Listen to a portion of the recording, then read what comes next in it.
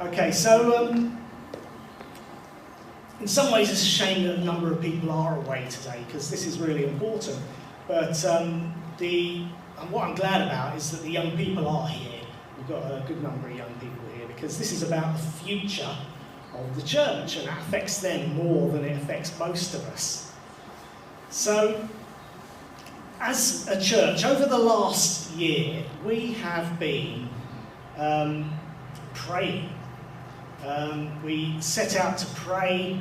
It was sometime after I came back off my sabbatical, really. I think there was a sense that we really needed to turn to God and ask Him about the future of the church, because we just felt that we were stagnant, needed to be injected with a bit of life. And so we were praying, we were asking God what we should do, and there was an overwhelming desire in the church to reach out, and a feeling that there were these barriers, but efforts over the past few years were beaten with blocks.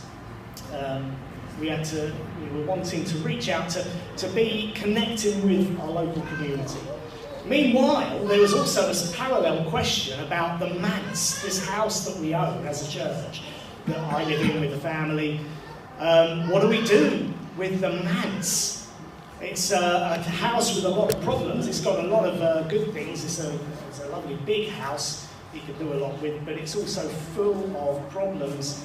But it's a really good location right there in what the town council are calling the heart of Winslow. So we've got this building in the heart of Winslow, and it's a good location. So what we're proposing to do, this is the proposal that we want to talk about, is we want to refurbish, modernise and decorate the manse and turn it into a church centre. So instead of being a home for the pastor and his family, it will be a place where we as a church can do things, a ministry hub, a drop-in centre, if you like. Sunday services would continue elsewhere, but the church centre would give us the opportunity to do all sorts of things, and central among them is an idea that we've been chewing over, of what at the moment I'm calling an all-year warm space. An all-year warm space. Now, I don't know if you came across the idea of the warm spaces over the winter that a number of churches were creating. When people, during the cold months of the winter, were thinking that the prices of energy has gone right up, and it's really hard to stay warm. So churches were, with church halls of their own, and other buildings, they were able to open up those buildings and say, we're heating up our building, come along and get warm. So it was for people who literally warm up. Now, that was because of energy costs, and it was about literally getting warm. But then when research was carried out into how these warm spaces had worked, it was found that a lot of people were going on to the warm spaces because they wanted company. They were, yes, interested in keeping warm, but they just wanted to be around other people. They were lonely. There is a need for a place that people can be with other people, in company of them, and just for the company, just to talk to other people, or to not talk, just to be quiet there, or indeed for prayer. If they're in need, that's something that a church can offer. So this is the idea, is to have a place that we can run a warm space all year round. We wouldn't call it a warm space because it doesn't seem quite, it's more than that. But what would we do is we would furnish it with, not with like chairs in a row like this or chairs in a circle like in a home group. We'd put sofas out. We'd have sofas and armchairs to try and create a welcoming, warm atmosphere.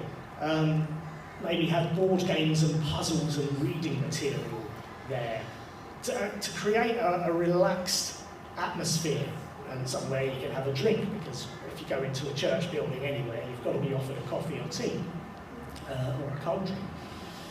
So what I'm hoping is that the church centre could become a kind of oasis of peace in a stressful world, that people would come along the high street and there would be this house on the corner of Elmfields with an open door and some clear glass you can see through, and you can see it's warm, it's welcoming, and it's a friendly place that they can go in and escape, have a chat, or whatever.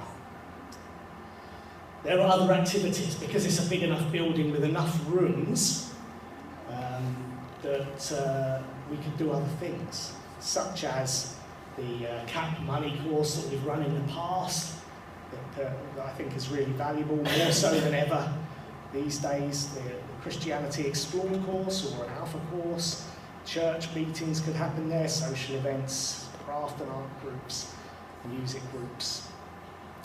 Also the church office, would be a place where I would be working, probably in one of the rooms upstairs. So there's all these opportunities that, to be honest, you don't need your own building to do a lot of these things. You can hire out a hall, we can hire rooms. We do at the moment. If we want to do something, we hire something. And in fact, most people think if you've got your own church building, that's where you hold your church services. But as I said earlier, the church services would continue to be here, or indeed at Lovely Hall if indeed we do, as we talked about, maybe moving. But wherever we meet, this is a place that would be, it's not ideally for us, it's for the community, for us to serve the community.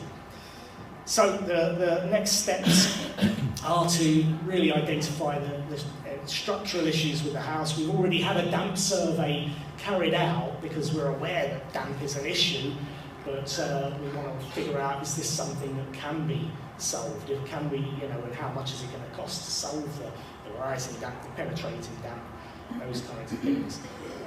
We need to get a builder, an architect involved perhaps, because we would want to look at whether we can restructure the inside at all, take out some of the walls in order to create some bigger spaces.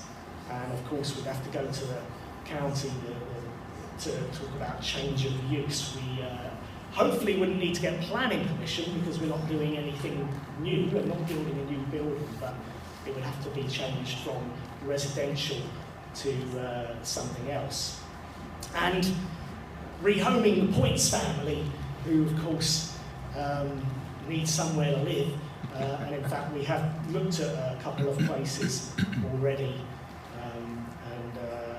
so that's in hand. So these things are already happening, we're already moving forward with it.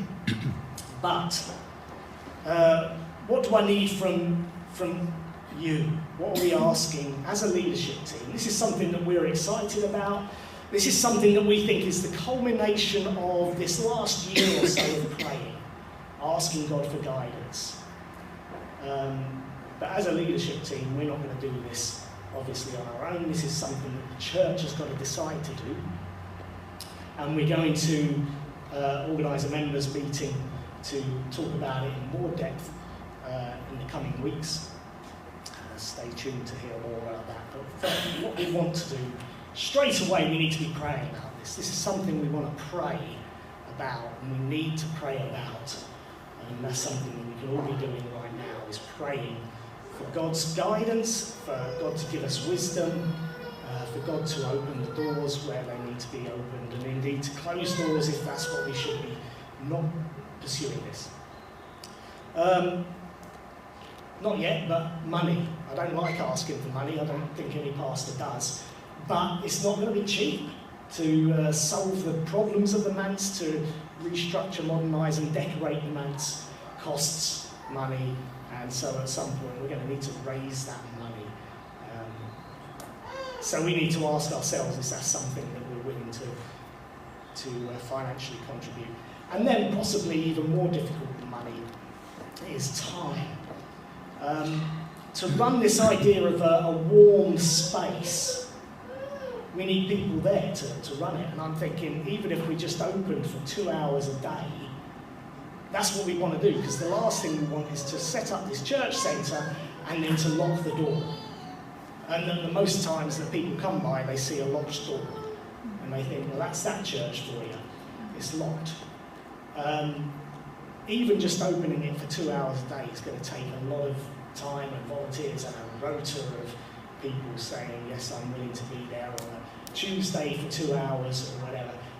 And hopefully it won't be a hugely demanding thing to do. It's not that you're running a children's group and running around. It's that you're making cups of tea for people and saying, are you okay? And maybe chatting to people, hopefully chatting to people, or not, leaving them in peace if they want.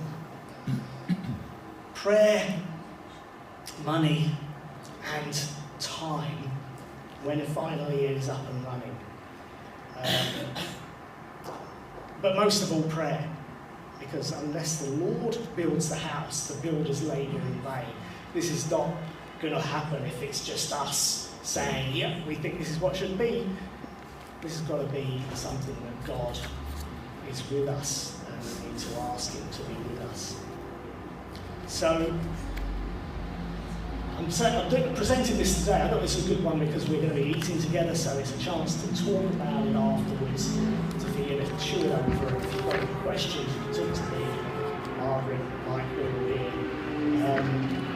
So do please be thinking about this and praying about this, and we'll